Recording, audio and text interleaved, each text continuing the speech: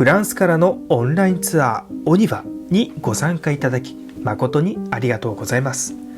今私たちの目の前に見えているのはサンジェルマン・ロクセロワ教会。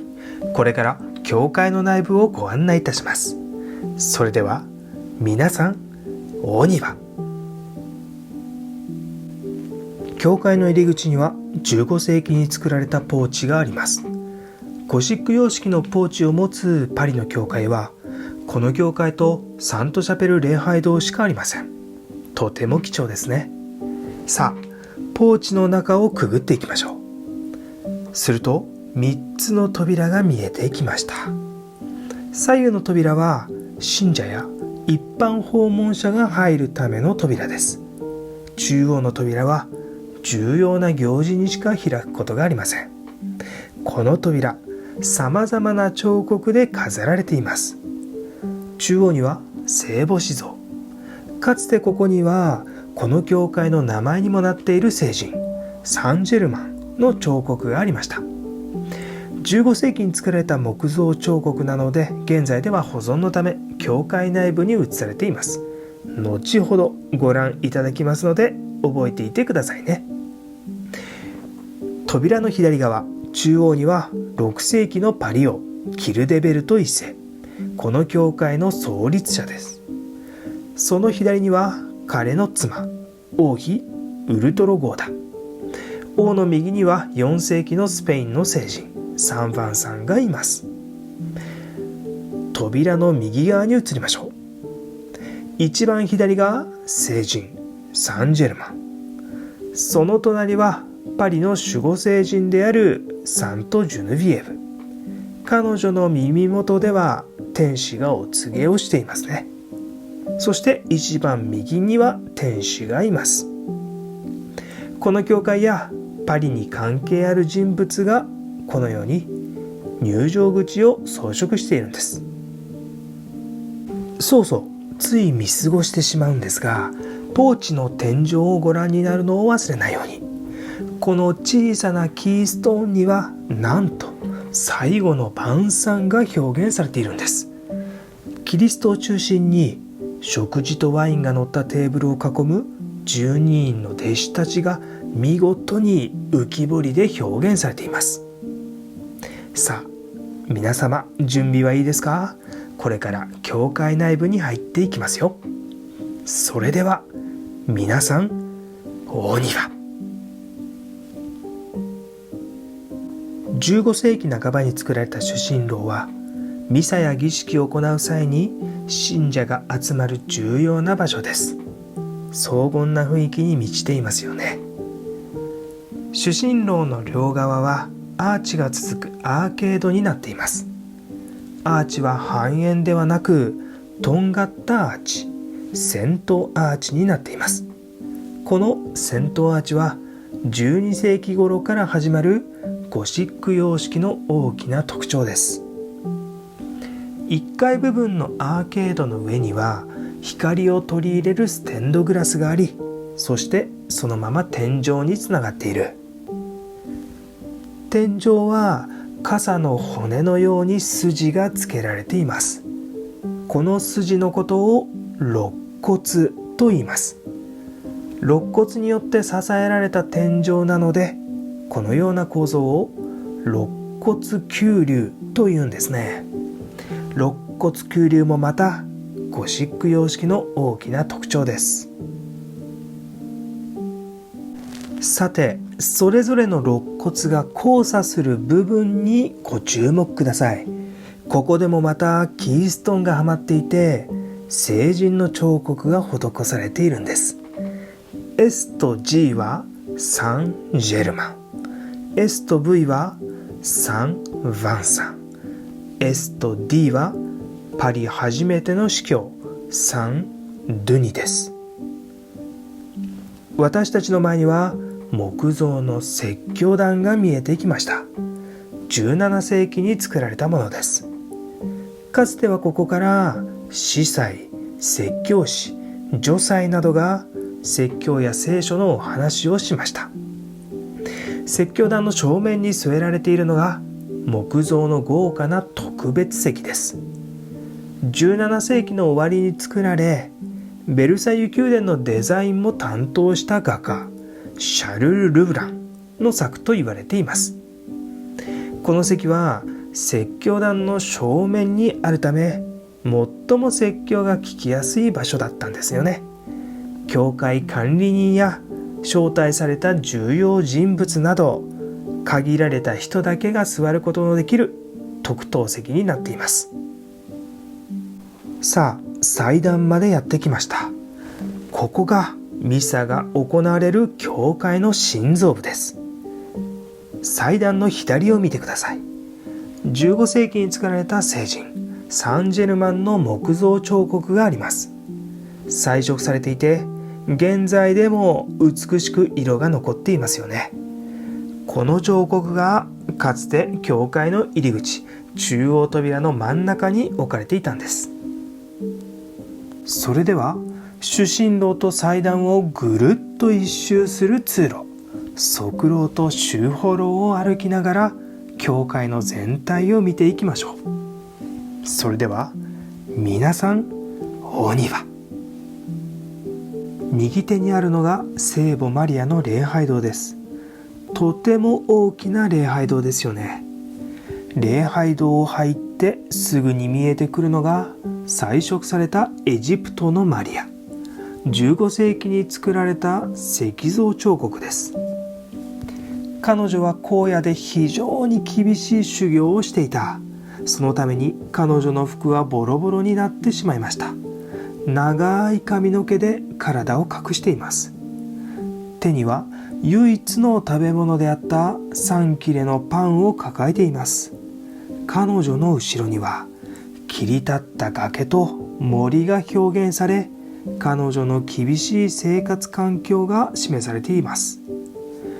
この彫刻もかつては教会入り口に飾られていたものなんですが、保護のため現在では教会の内部、マリアの礼拝堂に移されています。奥に設置された石像の祭壇は19世紀にノートルダム大聖堂を修復した建築家ビオレル・ドゥックによって作られました。中央には聖母子像、14世紀初頭に作られた彫刻です。その上には天に昇った聖母が息子であるイエスに戴冠されている様子が描かれています。描いたのはドミニク・アングルの弟子アモリー・ドゥヴァル。19世紀の作品ですが、初期ルネッサンスの画家フラ・アンジェリコの絵画を思わせます。それでは側廊を進んでいきましょう。左手にとても大きな木造の3連祭壇画が見えてきました。扉のように開いたり閉じたりできる仕組みになっています。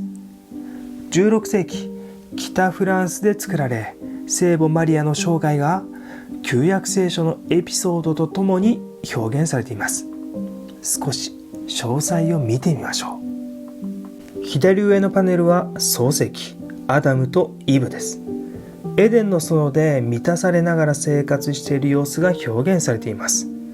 ただ、左端には神に食べるなと言われた知恵の実を食べてごらんと差し出す人物がいますよ。よく見ると下半身は蛇になっています。さて、その下は聖母マリアの幼少期が表現されています。マリアは3歳になると神殿で生活するようになるのですが、天使に導かれながら神殿の階段を上っていくマリアが描かれています。画面中央に大きく描かれているのはマリアの両親、ヨヤキムとアンナです。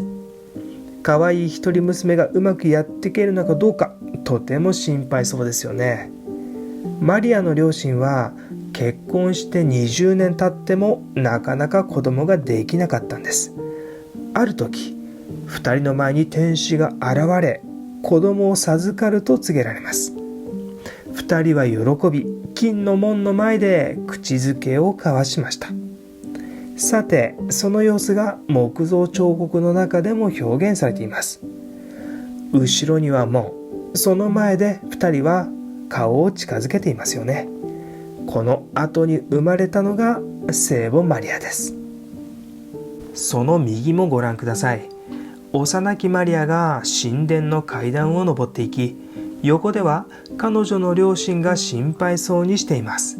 先ほどと同じエピソードが表現されているんです。さあ、今度は右端のパネルを見てみましょう。先ほどの創世記の続きになっています。知恵の実を食べてしまったアダムとイブは楽園を追放されます。これがキリスト教において人類が背負った原罪と言われるものです。その下は受胎告知になっている。右に座る聖母マリアは左に現れた大天使ガブリエルの神の子を身ごもったというお告げに耳を傾けています。真ん中に表現された白百合はマリアの純血を、その上の鳩は神とマリアを結びつける聖霊を表現しています。イエスが生まれた場面は木造彫刻の右下にあります。奥にはベッドで休む聖母、手前にはゆりかごに入った生まれたばかりのイエスです。今度は木造彫刻の左下をご覧ください。イエスが十字架に貼り付けにされる場面です。手を縛られ、2人のローマ兵士に連れられたイエスの背後では処刑場所であるゴルゴダの丘が見えています。つまりここでは神殿で清らかに成長したマリアが神の子を宿し、その子が卓形にされることでアダムとイブの原罪を償ったという贖罪の物語が表現されているんです。さあ、私たちはトランセプトまでやってきました。大抵の場合、教会を上から見ると十字架の形をしているんです。十字架の腕にあたる部分をトランセプトと言います。こちらは南側のトランセプトです。上部には16世紀に作られた美しいバラ窓です。聖霊降臨を示すペンテコステが表現されています。祭壇の後ろ側まで来ました。ここにもたくさんの礼拝堂が並んでいますよね。祭壇の後ろから入り口の方を振り返ってみましょう。私たちが入ってきた入り口の上には大きなパイプオルガンが見えます。最後にあのパイプオルガンの方に向かっていきましょう。サンジェルマン・ロクセラー教会のパイプオルガンはもともとサントチャペル礼拝堂にあったものです。フランス革命時代にサントチャペル礼拝堂のパイプオルガンは売りに出されてしまい、この教会が買い取りました。このオルガンはフランスの音楽史の中でも重要な役割を演じています。というのも、フランスにいち早くバッハの音楽を紹介した音楽家はここのオルガン奏者だったそうなんです。現在歴史的建造物に指定されているこのパイプオルガン、残念ながら技術的な修復の途上にあり、一部音が出ないパイプもあるそうです。いつかまた完全な姿でこの教会の中に素晴らしい音楽を奏でてほしいですよね。パリの中心ルーブルに隣接するようにひっそりと佇むサンジェルマン・ロクセロワ教会。観光者でにぎわう界隈にもかかわらず、この教会を訪れる方は少ないかもしれません。古い歴史を持ち、とても見応えのある教会です。ぜひパリに来た際は訪れてくださいね。